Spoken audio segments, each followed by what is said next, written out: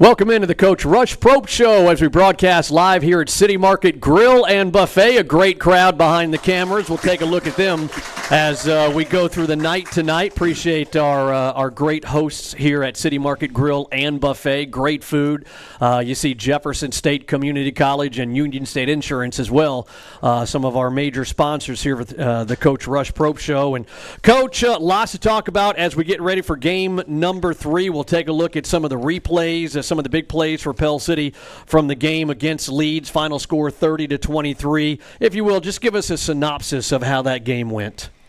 Well, about just rinse and repeat from the week before. We just thought we played well at times, and at times we didn't. And I think, again, I keep bringing up the catastrophic play, but there's been 4 really tough plays.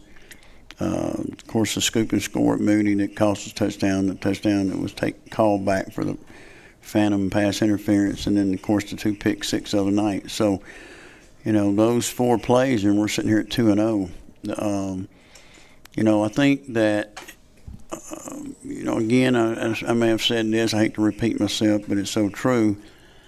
When you're trying to get a team ready to win, we've played 2 teams that have had a history of winning, especially Leeds. Several state titles there, and, the tradition of winning. And, Jerry's a very good coach and good friend, great guy.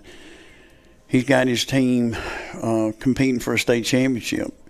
Moody, Jake's got his team heading in the right direction in year 2. So it's a lot of difference when you're trying to win a state title and your kids already know how to win versus a team that's trying to win a game. And I think that's where we are, is we're trying to find a way to win. And what I was a little bit disappointed with the other night in the fourth quarter, we found something late. I found something on the iPad late and that we really, really liked, but we never got the ball back.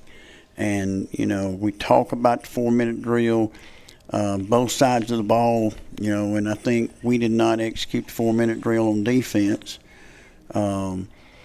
And I didn't like our red zone attack offensively, which that falls on me too. So I thought we needed a better plan in our red zone. I think a lot of it has to do with limitations at quarterback, limitations in other areas. Caleb was not with us down the stretch run. He got hurt in the second quarter. But it was very clear to me they had mixed up some things at halftime, and they sort of settled into some consistent things in the second half that we could sort of pinpoint. So when I started making notes on my play card, looking at the iPad, I felt like it was a 2-by-2 game into the boundary and a 3-by-1 game back to the single receiver side, regardless whether we go FIB into the boundary, which means formation into the boundary, which is FIB, and single back to the field. They were playing solo, which means they're playing man-to-man out there on one guy. So we got to take advantage of that. So, but we never got it back, and that was disappointing on that part of it. And then so we haven't finished well. 2 weeks in a row, I think we've had a shot to go down there and win the game, and we just have not done that. So even taking the turnovers, even with the turnovers, if you take them away, yes, we win. But even with the turnovers and the catastrophic plays, I still think we got a chance to win if we got a better red zone plan. And then, of course, defensively, we just got to be better in the fourth quarter and getting the ball back and just finishing games. And I think we will. It'll come. It's going to take time, obviously. And I think that we're still trying to figure each other out a little bit, too. One of the big things that we talked about on Thursday before the game, Lance Bowman and me and Coach are able to sit down, and Coach gives us a bunch of his time, and you're very open with us, and we appreciate that. One of the things you talked about, that defensive line for Leeds. We knew coming in they were hosses and trying to wear them out. Talk about, did you accomplish what you wanted to at the end of the game? I thought our offensive line protected for the most part all night. I thought Mike Snow had a really good game. I think Malik Watts had a decent game going against those elite guys. they didn't overwhelm us as much in the pass part of it, the pass rush. I thought we protected for the most part. Now, it wasn't great all the time, but I thought it was better than I thought it was going to be. We didn't run the ball as well as I'd wanted to. But Curtis Coleman is a heck of a football coach now. I've known Curtis a long time. We've gone against each other for years. And I thought he had his defensive front ready to go. And so we didn't have the consistency in running the ball like I wanted to. But I thought it could have been worse too. I mean, I really thought we wouldn't have any time. We had sort of designed the offense around a 1.5 release point time of getting the ball out, at a 1.5 or less. And there was times that he had 2 seconds or 2.25. And but it's crazy. I was talking to Hugh Freeze yesterday at Auburn, and about you don't know your kids real well yet. And he's trying to figure out at Auburn what his kids can and can't do, and it's the same thing here. We both have been in this situation before. Him as a high school coach, and then obviously as a college coach. So and that's a little bit that transition. You just really don't know what a guy can do, when he can do it, and what his attributes are with not having that January, February, March, April, May time frame that you spend all that time with them and building chemistry and and getting to know one another and knowing what a player can do and can't do, and a staff. Joey Bennett and I have been together a long time, but the rest of these guys, we're still trying to feel one another out, also, and I think that's a process too. I'll tell you what, Tiffany, let's take a look at some of the plays. We've got 4 plays. If you guys in behind Tiffany, I think you look over her right shoulder, you might be able to get a glance at some of the replays. First one, we're going to look at Caleb Gross. I think we got 2 angles right here. We'll watch here with the wide shot on this. If you'll just kind of break this down. Well, without running it back, it's a little tough. There it is. We put a 6th lineman in. It's not a real good job out of Fink right there. He's got to do a better job coming off the ball and getting moving. I thought we put the 6 linemen and 2 tight ends. We call it a big set or a stupid set, basically. It's more of 13 personnel. But in the NFL, you see a lot of 6 lineman deal. And Joey Bennett and I have been talking about this for years. We started this, back when we saw it not too long ago, really. NFL gets into that 6 lineman look, which that helped us a little bit there. And then you throw in 2 tight ends. So really you're in 13 personnel, but it's what we call 12 big, and or the word stupid, which means crazy sets, exotic sets that you try to, and that got us a score right there. And then in the second quarter, LJ Berry, his INT, returned it inside the Leeds 20. I think we got the wide shot on this one right here. Man, I tell you, LJ's off to a good start. I think he's really, he'll play on the next level. He's a Division I player, and just. And right, the good thing about LJ is not only did he come up with a pick, is what he does after the pick. Mm-hmm. He's really a electric athlete. Got a lot of speed, makes a great cut there. Waits on his blockers. I stay with your block a little longer there. So, I think that, and I don't. Did we score on that drive? I think we did, but or did we kick a field goal? I think we got a field goal on that one. That's right there. That's another thing when you turn it like that, you gotta. Well, that's another thing you got to work on is how try to score there and not let your blockers catch up and put it in the end zone. Don't worry about snapping it. A couple more plays. Here's the big one. Gitman shook to Ethan Everett, and we got 2 shots on this one. The second one, we'll see the tiptoe down the sideline. Well, it was a great route release, number 1, and he keeps his feet in, and that was just a great play. Nikita making a great throw. Ethan, a little more speed, Ethan, but he got it in the end zone. And Ethan caught 3 balls or 4 balls. He dropped some. He would have had a perfect night, but he did drop some balls. But, the good thing about him, he's a junior, and we got him back. So with him and John David and Zach Duncan and we've got some receivers coming back next year that will have some experience. So, But I was pleased with that play, and that's a big play. That's things you got to do. You got to have more big plays, and more explosive plays. And I think hopefully in time we'll start doing a better job of having more explosive plays. And then one more, boy, you hate to jinx it. It's like a no-hitter with full count, in the bottom of the ninth. But Blackstone, kid's been solid, kicking off, and here's the 45-yarder right here. Yeah, man, just a great job, great kick. Would have been good from way further than that. Sunday night I watched Ryan Fitzgerald from Florida State. He kicked for me for 3 years.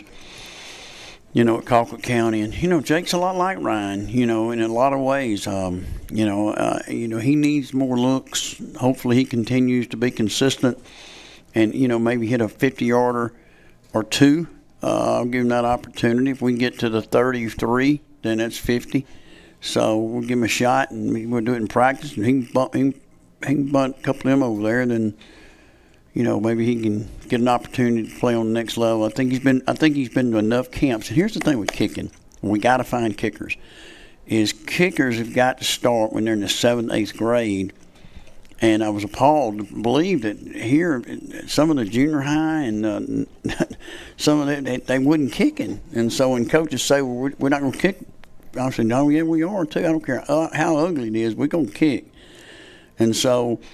But we got to find guys in that youth ball, 7th grade, and get them to camps. Cole kicking camp, Ray Guys kicking camp, several out there, and they're really good. And that's how they get ranked, And that's a whole different deal. It's all about showcase as a kicker, and once you get one good kicker like a Jake, it's sort of stair steps, and.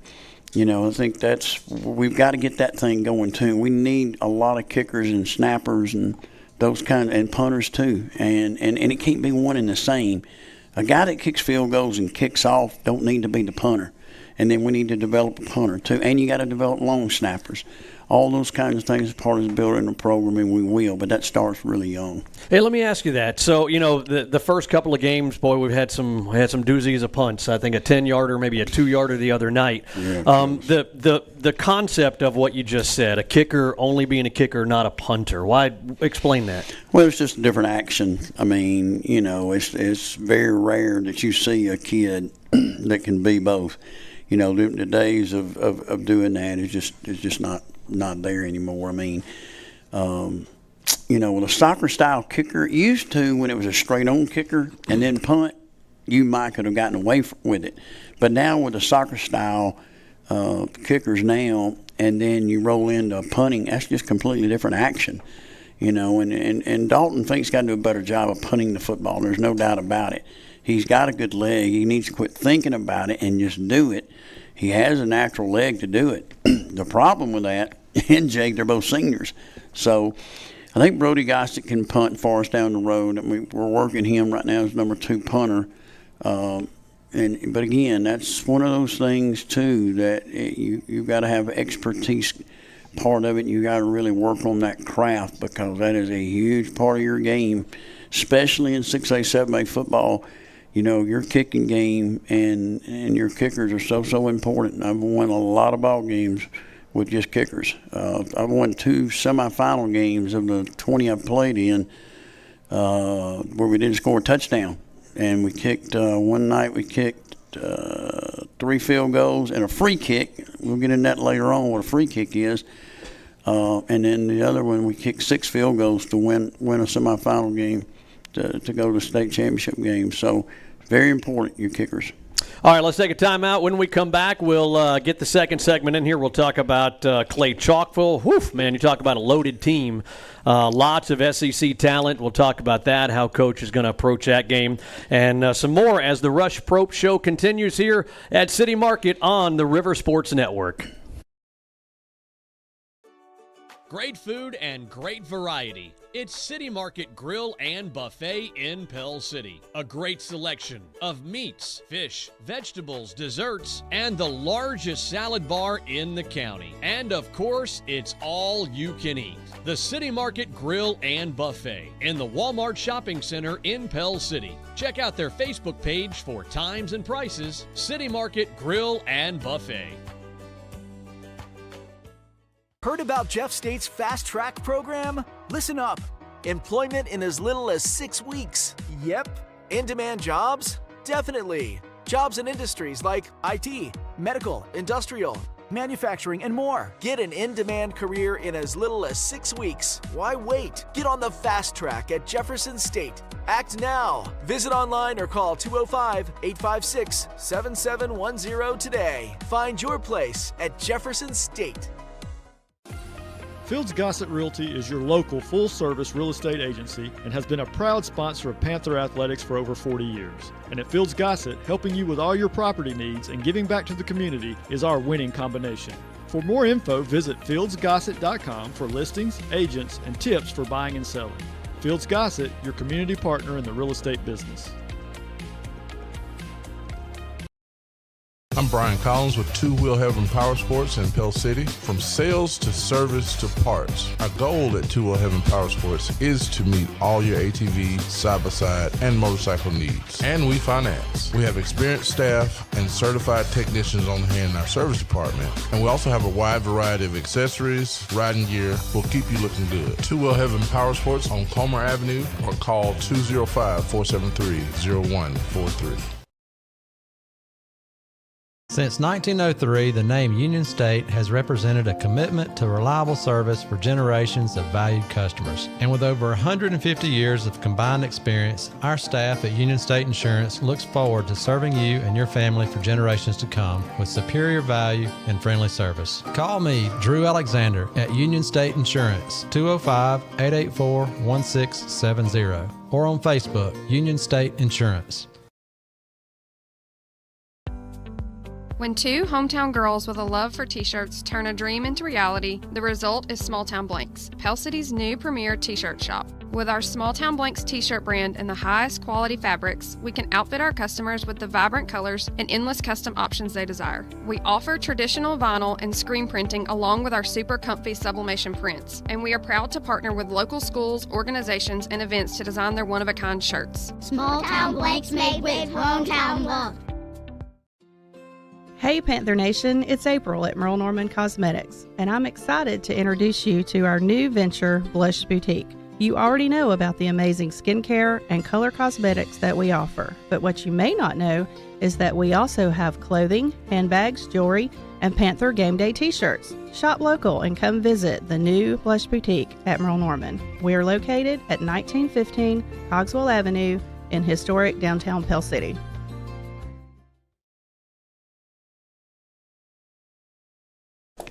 We're back here at City Market Grill and Buffet. You see everybody back there. Got school board members, got elected officials, and all kinds of good folks coming out here. And we invite you to come out here with us as well every Tuesday, 7 o'clock of game week. So the week that we have a bye in a few weeks, we will not be here. But 7 o'clock every game week right here on Tuesdays at City Market Grill and Buffet. Come on out. Students eat for just $10. That includes the drink as well.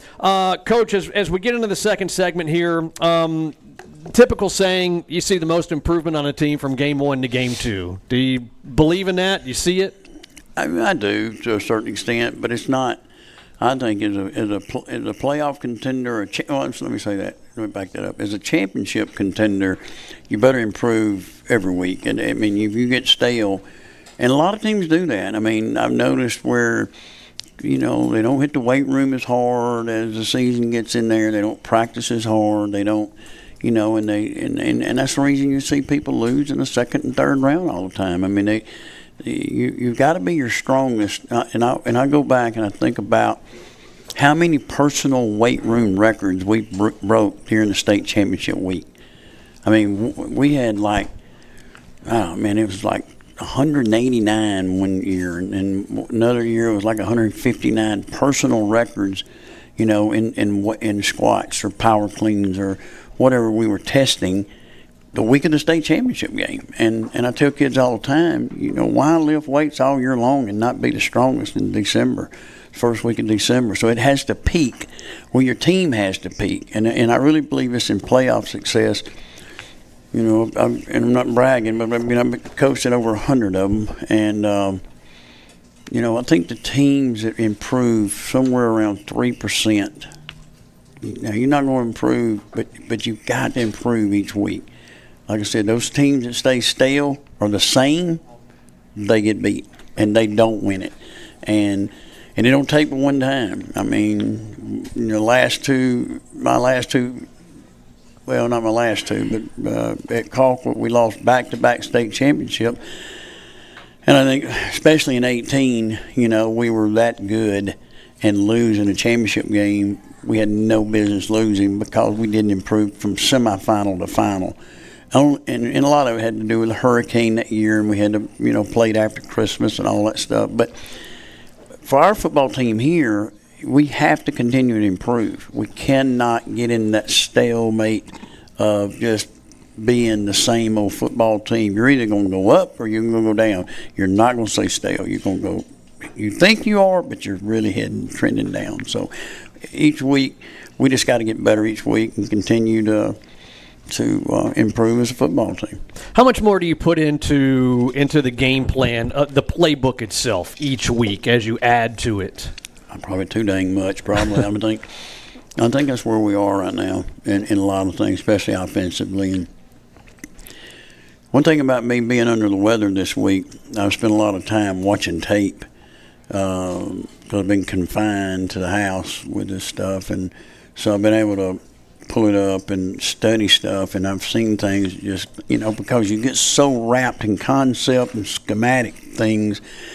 And, just some things hit me like a ton of bricks today, and with some things. So we're going to adjust some things. Maybe too late this week, but maybe not. I'm going to get in there first thing in the morning and try to see about adapting a few things. But the plan's already in, so there's no major change you make to a plan.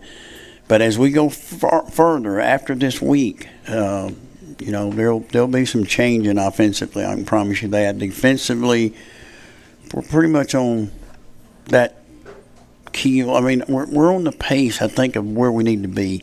We've probably got just a tad too much in, but I'm okay with that. Offensively, we got way too much in, and we only got 50% of our offense in, period. But it takes a good 2 years to get your offense in, especially what we do. And because it's a collegiate offense. I wouldn't change anything if I was coaching. I told Freeze that yesterday. I said I wouldn't change anything if I was coaching at Auburn or if I was coaching at Pell City. In our playbook, it's roughly the same. Ours and mine and his is pretty much the same anyway. And, except that little under center stuff we do. I mean, he and I talked about that yesterday. It's a great change of pace and something that I hadn't shown since 2003. And I think that can be an advantage for us down the road. At some point in time, we'll go back to it during the season, but gives you a good change-up, man. Gives you a good change-up. But again, I think as we go along, the playbook's going to have to change a little bit offensively after Friday night going forward, and I'm going to adapt some things, not to give away too much, but we're going to adapt some things going forward. Let's talk a little bit about this week's opponent for game number 3, the Clay Chalkville Cougars. A loaded team. You're no stranger to talent on your side of the ball or going up against players on the other side of the ball. They got I was reading about some of the guys, and one of the guys, Mbakwe, I think is how you say his last name, 5-star, going to Alabama. Top 20 in the nation regardless of position. I saw something saying they expect him to be a day 1 NFL draft prospect. No doubt. They got a 4-star offensive lineman, 6'8", 365, who's going to Oregon. They've got another linebacker who's going to Auburn. I mean, just big-time talent that we're going to see on the field this week. How do you prepare for when they've got athletes like that all over the place? Well, and I haven't been able to talk to my team a lot this week because of my situation, but what I'm going to address tomorrow is competitor. Are you a competitor? And if you're an ultimate competitor and you're going to compete, then you don't back down, and you go compete. And there's I've said this before. Y'all know the movie Saving Private Ryan. I know I've gotten criticized for what I said that time, but it didn't bother me getting criticized. I promise you. So I said it, but. You remember the deal when the guy's supposed to go up the stairs and his buddies are up there fighting, don't you? And he sort of freaks out and basically was a coward.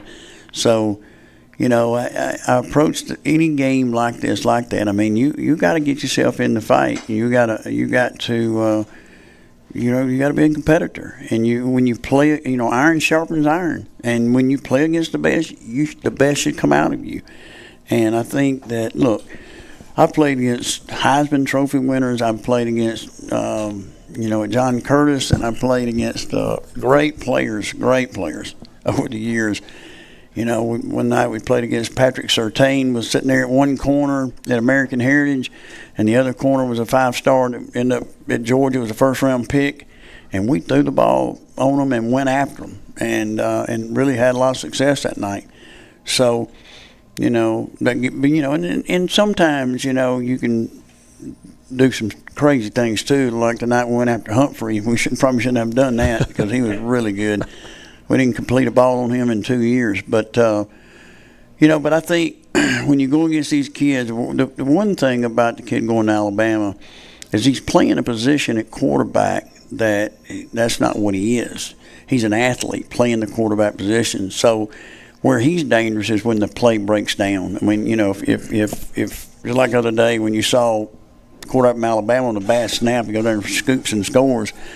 If we keep him in the pocket, we got a shot. But when the play breaks down, and you flush him, that's when major problems happen. So that's one. Their linebackers, the kid going to Auburn is a great player. I mean, he can run, he can strike. Their linebackers are all really good, and you're not going to beat them east and west. You're not going to get on the perimeter on them and all that kind of thing. So, but they're pretty base generic defensively. They line up and they do what they do. They don't play a lot of man-to-man. They play a lot of zone coverage, and your eyes, are out front, and, they run and hit you. That's what they do. And, I think that it's going to be a challenge. There's no question about it. We're going to be outmatched in a lot of places. But I go back last week to Michael Snow against a kid that's committed to either Ole Miss or Arkansas. I know Michael Snow handled himself very well in that ball game and got a lot of looks. I bet I've had 5 different colleges that have requested his tape, and he probably signed the other night. But just on that one ball game, he'll get some offers on just that. So where he was being recruited by a few, now the level has gone up, and there's more out there. So this is a great opportunity for our players that really want to play on the next level, because everybody in the world is going to watch this tape. They're going to see how you as a football player handles playing against these elite athletes, and they are some elite athletes. I said this off the air. I think Clay Chalk was probably the best team in the North, talent-wise. I think Clay, Hartselle, Parker, Oxford in the North are probably 4 better teams. But you know what? It never works out that way. There's always a surprise, always somebody that steps in and, Oh, look at last year. I mean, Clay only loss was the 3-point loss to 7A champion Thompson. They get bounced out in the first round last by week. Parker, yeah, if I remember right. Yeah. So, I mean, let me tell you something. I've been in so many playoff games, and weird things have happened, and I'm taking a 4th seed 2 or 3 times, all the way to the championship game. And so, been 5-5, number 4 seed, barely got in, and then come within a Hail Mary of winning it. So, I think once you get in those playoffs, if your mindset's right and you're playing good football in November, because that's when you want to play your best footballs in November. Now, you got to get to November. You got to do enough to get there. But once you get there, anything can happen if you have the right mindset. So that's why you got to keep grinding, keep improving, and knowing that weeks 11, 12, 13 can be special if you have your eyes on the goal. You're talking about snow and some colleges asking for some tape and some more information on them. Go into detail a little bit about that. I mean, we had a couple of players this past weekend that made some visits. The recruiting and how you do it and how you get the exposure for the kids. Well, first of all, I think we got some coaches on staff that number one, that played college ball. That helps. And then number two, I've just had so many players that have played for me, 256 of them that have signed a scholarship that have played for me. And I think, we had that 6-year run where every senior that was a starter signed a football scholarship. And when you have that kind of look, like right now, there should be 7, maybe 8, maybe even 9 kids off our football team should sign at some level. If they want to, and now it's like I tell them, college football is hard, as my son can attest right now, and and I think our program prepares you that way. And I'm not being critical where Thomas, my son, played, but it's the way I run a program is not the normal high school way. So a kid that goes through my program will be more prepared to go play on the next level because they've been through the structure and the environment that, with all the walkthroughs, all the meetings, all the nutrition, all the things that we do, and of course the offense and defensive scheme and how we practice. So, but the recruiting part of it is that, look, if you have to get on the phone as a coach, and you have to make phone calls, and you got to create that highlight tape each week, and you can't wait, and you can't expect the colleges to come to them. You got to go to them. You got to put your kids out front, and you got to. It's like me talking. I talked to Mike Norvell Sunday. No, it was yesterday. I talked to Mike yesterday. I talked to Freeze yesterday.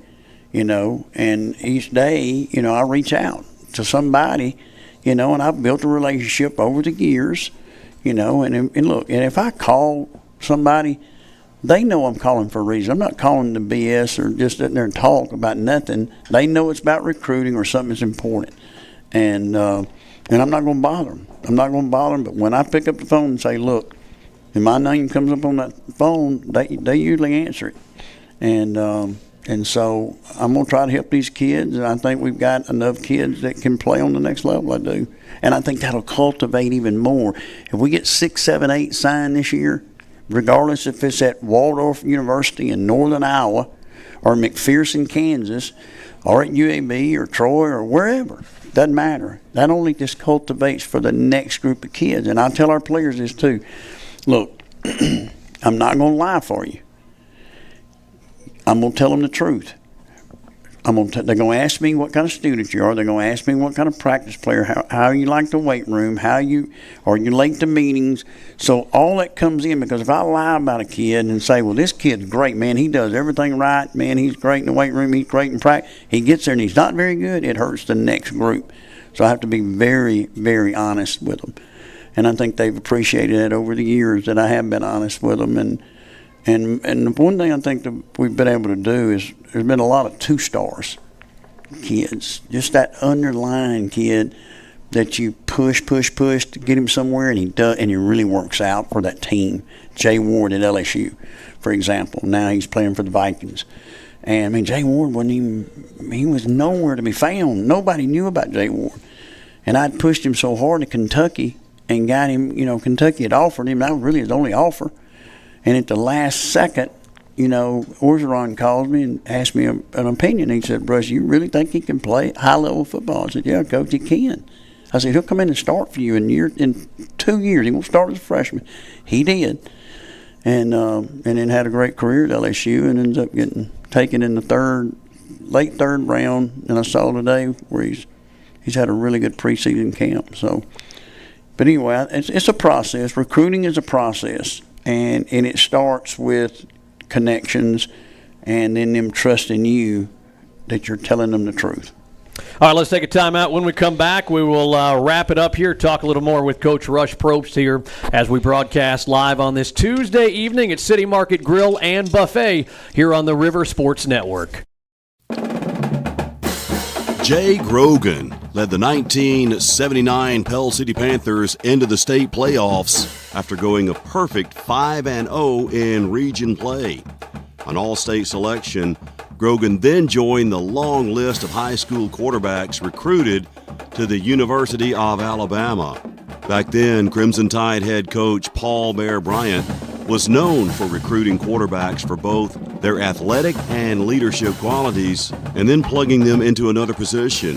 For Grogan, that need was tight end, and by his junior season, he had earned that starting job.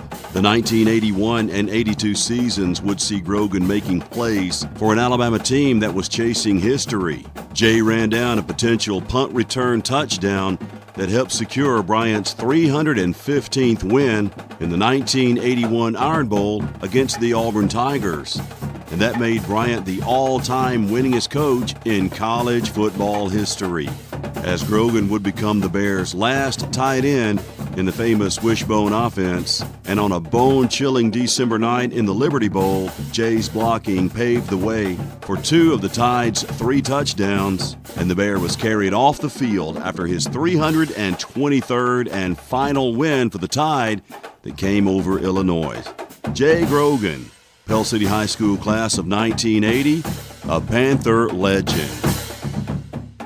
For generations, Pell City Flower and Gift Shop has been making every occasion a little more festive, like anniversaries, holidays, weddings, or just because. And you can see all that Pell City Flower and Gift Shop has to offer on their website, pellcityflowers.com. Stop by the store on Comer Avenue or call 205-338-2226. And they're on Facebook. Since 1945, it's always been Pell City Flower and Gift Shop. When North meets the South, deliciousness happens. At Herb's Barbecue and Pizza Pub in Riverside, we offer a wonderful dining experience with delicious food, affordable pricing, and a family-oriented atmosphere. Come taste for yourself Herb's slow-cooked barbecue. Try the pizza, the wings, and especially Zena's signature sides. Herb's Barbecue and Pizza Pub for dine-in or takeout. Like us on Facebook for hours, menu, and more. Herb's Barbecue and Pizza Pub, the man, the meat, the legend. If you're thinking about buying your first home, then Coosa Valley Mortgage can help you unlock the door to home ownership with first-time home buyer programs that can put you in the home of your dreams. Conventional, FHA, USDA, VA, or construction perm options. We are a local family serving local families since 1996. Coosa Valley Mortgage, we've got you covered. Equal housing lender, NMLS 198757. THM Electrical and Maintenance Services is the call you need to make for all of your electrical needs, residential or commercial. And with over 22 years of experience, there's no job we can't handle, because we take great pride in providing home and business owners with high-quality electrical services. We show up when we promise. We're also an authorized Generac generator dealer. Click on thmelectrical.com or on Facebook, THM Electrical. Let Griffin Laser Engraving help you with all of your custom laser engraving needs, powder coating, and UV color printing. And Griffin Laser Engraving is your local authorized Yeti dealer, where you can find everything Yeti. Stop by our showroom on Highway 78 in Lincoln and see our great selection of Yeti products, Abaco sunglasses, custom trophies, awards, gift ideas, and more. Griffin Laser Engraving. We make it the way you want it. For over 3 decades, the attorneys at Trussell, Funderburg, Raybell, and Ferguson have been fortunate to develop long-lasting relationships with our clients in a multitude of practice areas. With attorneys Erskine Funderburg, John Ray, Lance Bell, Kelly Ferguson, Meg Clements, and Michael Dillard, along with the founder, Bill Trussell. Click on tfrblaw.com or call for your free consultation, 205-338-7273.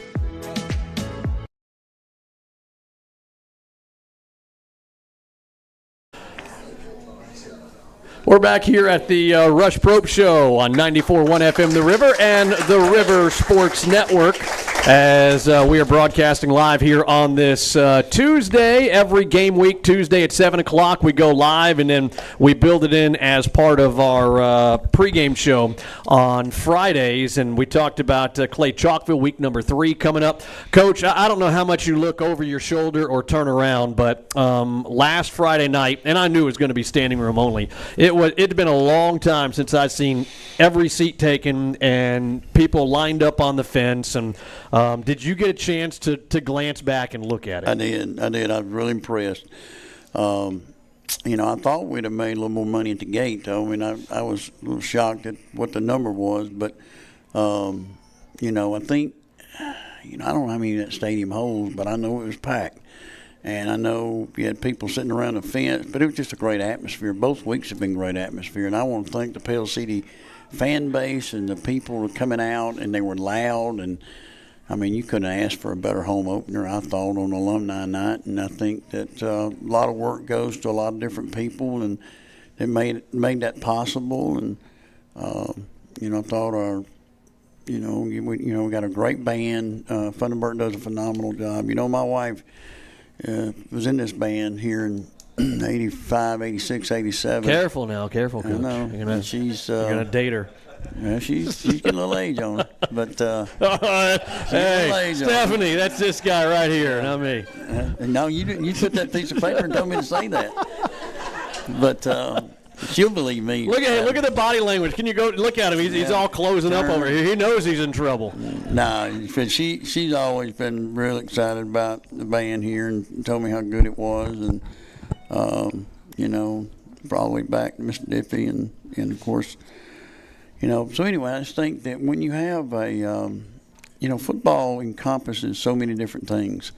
It's not just the product on the field. Obviously, there's a lot of focus on that, but there's other things that go along with that. I mean, you've got the cheerleaders, you've got the band that we just talked about, you've got the fan base, you've got, people. There's a lot of people involved in it, and I think that's so important. And I think when we get this thing eventually turned around, you'll see how it not only affects this, it will affect so many different things at school, in the community, in the city. A lot of old coaches have told me over the years, and a lot of administrators have said, it's the front porch of your school. And football is that. And I think that when you have a winning football program, your academics is better, your discipline's better, your organization at school's better. Everything goes really well when football is going well. Because I bet there's no telling how many administrators tell me when you have a losing program, then it seems like there's just more issues. And so it's so important and in so many different ways. And I've seen that in so many different regions. Not just here in St. Clair County, but in Birmingham, and Mobile, and South Georgia, and Atlanta, over in Cleveland County, and down in Eufaula. So, it just and from a lot of different people. So, high school football is again very, very important, and we'll get this thing turned around and headed in the right direction. And you'll see what I'm talking about. Let me ask you a couple of questions off of some of your answers earlier in the show. You were talking about your play card, and I've noticed over the first couple of games when we talk to you at the half, and you'll break out the play card, and you'll make reference to certain things that happened in that first half. At the end of the game, you make reference to certain things as well. What is on there? What are you making notes? What other than plays, what else is on that thing? Well, first thing is your opening script. I mean, we try to script the first 15 plays, and then we add inserts. And what that is when you have an insert, like if you're at play 4 on your opening script, and let's just say you've got a pass called in your opening script, or a screen, or fast screen, it doesn't matter. Just say it's a pass, but it's 3rd and 1. Well, you're not going to do that, chances are, so you have an insert. So you have your 3rd down inserts. And or you have a second long insert, like if you have a penalty or something, and that play doesn't fit to the script, so that's where your inserts come in. And basically, the first half is basically called off that. You take your best 15 things that you like during the week or things that you've seen in film or matchups, because really it boils down to a game of matchups. And I think that's where those things can be dictated by that. So those 15 things plus all your third down inserts, your red zone stuff that you like in your red zone, that's an insert. And then Mayday. We've not got into Mayday yet. What is Mayday? Well, Mayday is a drive starter. So once you get through your 15-play script, you have a list on there, drive starters. This is what I like to call to start a drive, P10s, what we call P10s, possession first and 10. So all the P10 stuff, drive starters, you have that. And then Mayday is something, okay, let's just say we're running ton right, which is a trips formation with a tight end attached. We call it ton. So let's say we're running ton storm right, okay? And then all of a sudden we want to go Mayday. So now we go Mayday, Mayday, Mayday, Mayday, and there's 2 plays that we fit into that deal that they've worked that week that you're going to run those 2 plays come heck or high water. And I mean, that's really fast. So when you see people drive starter successful, picked up 6, Mayday, Mayday, Mayday, boom, play 2, play 3, first down. All right, then, or you have a drive starter and you throw a passes, first down, Mayday, Mayday, Mayday. And again, you go bam, bam, real fast. So it's a tempo deal too. So that's the part of the offense we haven't got into yet. We've not got into our NASCAR, Indy, Derby tempos yet to where so there's a lot. So also on that play card is personnel. So you look on one side of it like Caleb Gross. Well, these are the 5 or 6 things that he does the best. We don't want to leave the game without those 5 things that he does the best, that we hit that hit chart.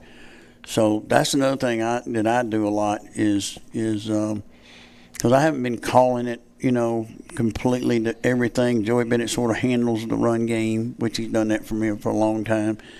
And then I've got other coaches handling the throw game, and then I sort of oversee all that. So now I'm going to take more of an active role coming here pretty soon. But I think with that, you look at your personnel grouping and you go, you know what, this kid's got to touch it.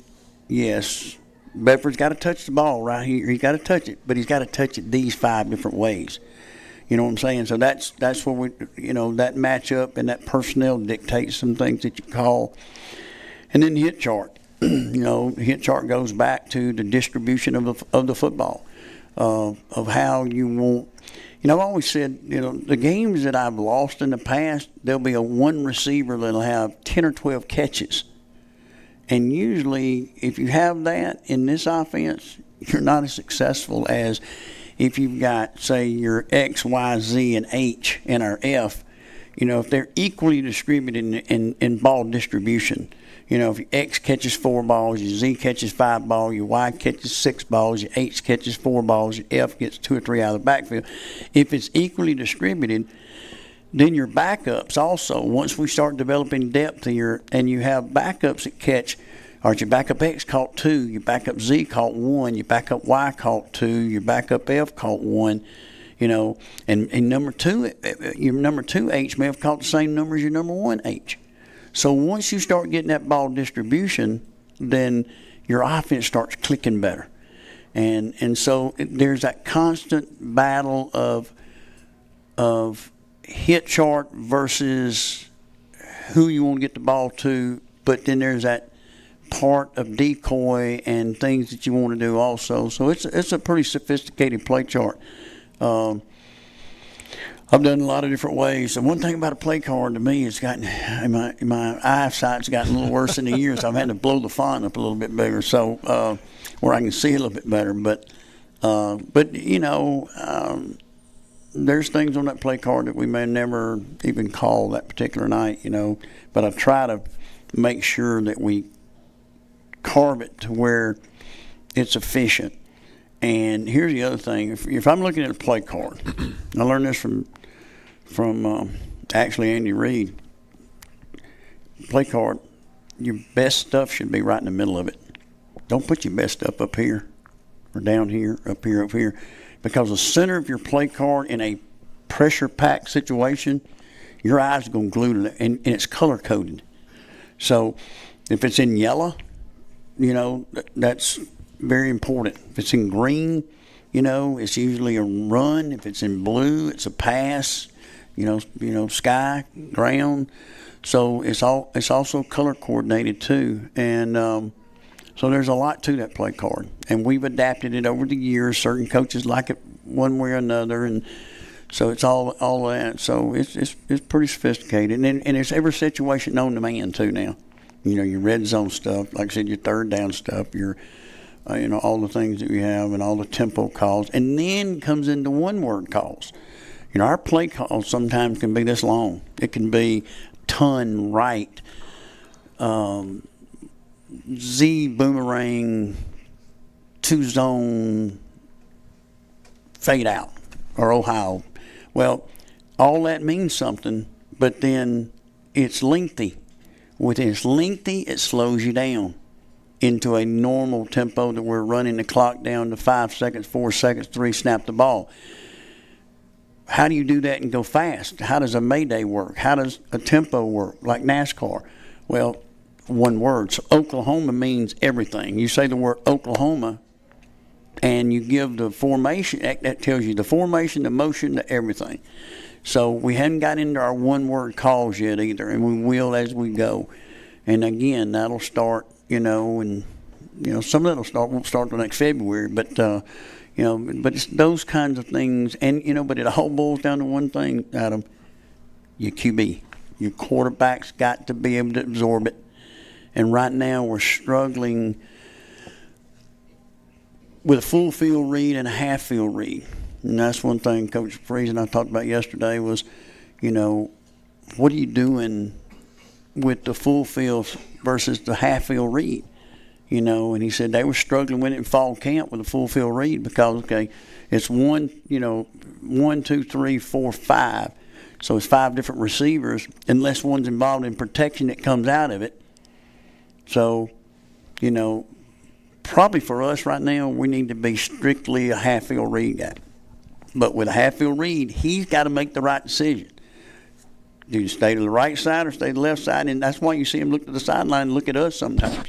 We'll tell him sometimes, which way you need to be looking. And we're not always right, So it's a cat and mouse game, no doubt about it. As we wrap up here, you mentioned a little earlier about getting the playbook implemented as you go through. Some of it may not be till next year, but going back and teaching the youth, so when they get to the school ball level and especially the high school level, to know the terminology, to know the formations.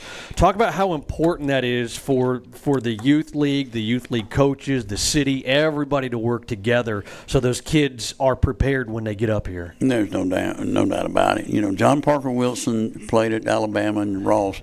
When I first got to Hoover in '99, they were on the field. I'd given their daddy, Parker Wilson, a VHS tape of our offense when I first got to Hoover.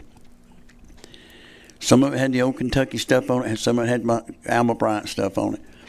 He took that, and he's down there working his 2 boys, at such a young age. We're talking about in January, February. Although they were good, big baseball guys, he wanted both of them to be quarterbacks. Well, Ross, I remember going to watch Ross in the 4th grade, 5th grade. When I first got there, I'd go to a youth game at Hoover, and he'd be down there, and they'd be running 92 mesh. And something that was sort of our bread and butter back then. And so, yes, it's very, very important that we get our youth league on board. We got to coach those coaches up. First off, we got to get the right coaches, got to get the right structure, got to put a lot of emphasis in youth football. And, and I think, like I told you before, that thing grew so quick at Hoover. And it went from nothing to something. And really quick, and they were running our things. One of the most impressive things I've ever seen in my life was in 1987. I go to a clinic in Dothan, Alabama. Never forget it. Me, Bill Clark, John Gross, we all riding down 231 all the way to Dothan, late January, 1st of February. Nick Hyder, 7-time state champion coach at Valdosta High School, who still is the winningest high school football program in the country, going over that everybody from the 3rd grade to the varsity was running the cat sweep. The cat sweep now. So they had a little clinic in the summer where here's your 3rd graders running it, your 4th graders, your 5th graders, your 6th graders, all the way down the field. Is every youth group all the way up to the middle school was running the same play, called the same way. Now back in those days, they were sort of a wing tee team, similar. It was a power wing tee. That was the Valdosta way. But the point of the matter is that everybody was running the same thing, and everybody was bought into that, and everybody was running that defense they were running back then. That defense coordinator was only there 31 years, and so staff continuity is very important, and that's hard to do in today's world. I've done it a little bit different way. My staff's always turned over pretty fast because a lot of those guys want to go coach college football, and that's fine. But I think with that, getting our youth is so. And I ran out of time this year.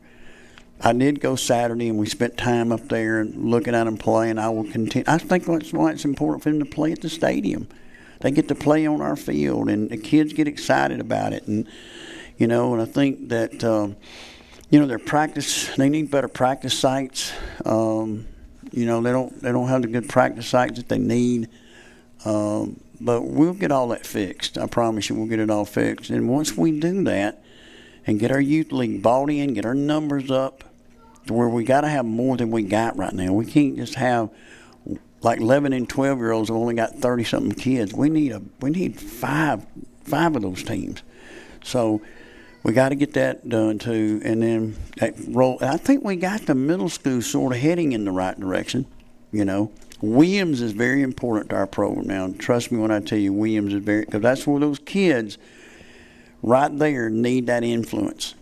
And if they get excited about football in the 5th and 6th grade, then they roll into a more structured program in the 7th and 8th grade, and they start lifting those weights and start, thinking about football in that right mentality. We've got enough kids here at Pell City to be very successful. We just got to get more of them out. We got to have it more structured and more organized than what we got it right now. But year one, we sort of just ran out of time. But it's not bad. It's not bad right now as far as the middle school goes. We got to get everything else sort of bought into. Coach, as always, we appreciate your time, and we're looking forward to talking to you at the half of the Clay Chalkville game, at the end of the game. Anything you want to say before we wrap up here? Just appreciate our fans. Appreciate all the great support we've been given, and I just tell people this all the time. Stay with us. Stay the course. Keep coming out and supporting these players. We're going to do some things before this year's out now. We're going to get it. I'm not saying we're going to win a championship this year, but we're going to do some. We're going to make a little noise, and but people got to stay with us. We got a home game this Friday night. We got a home game, a big one next week. Then we're off a week. Then we go to Eufaula, and we're going to treat the Eufaula game very big. We're going to put some emphasis in that. I'd like to leave earlier and sort of take it as like a playoff trip, so to speak, sort of. And I think because things are going to change in Alabama to where it's not just north-south and the way they're going to do the playoffs, I think, in the future. So, you better be ready to take a 3-hour trip. And so I think this trip could help our players get ready for that type of atmosphere, whether it be this year or next year. So we're going to put some emphasis in the Eufaula trip. And that gets us prepared for Oxford the following week. And then we come home for 2 and then going to Pinson and then, of course, finishing up with Springville. But, we've got a plan. We know where we're heading. We just got to be patient and know that that it's coming. Again, I just want the fans to understand it'll get there. May not as quick as we want it to be, but I think you'll see some improvement here in the next few weeks. Well, Coach, we're proud to have you here and glad to have you here. So we appreciate your time as always. All right, that's going to wrap it up here on the Rush Propst Show on 94.1 FM The River. Again, thanks to our great friends here at City Market Grill and Buffet. Join us every game week.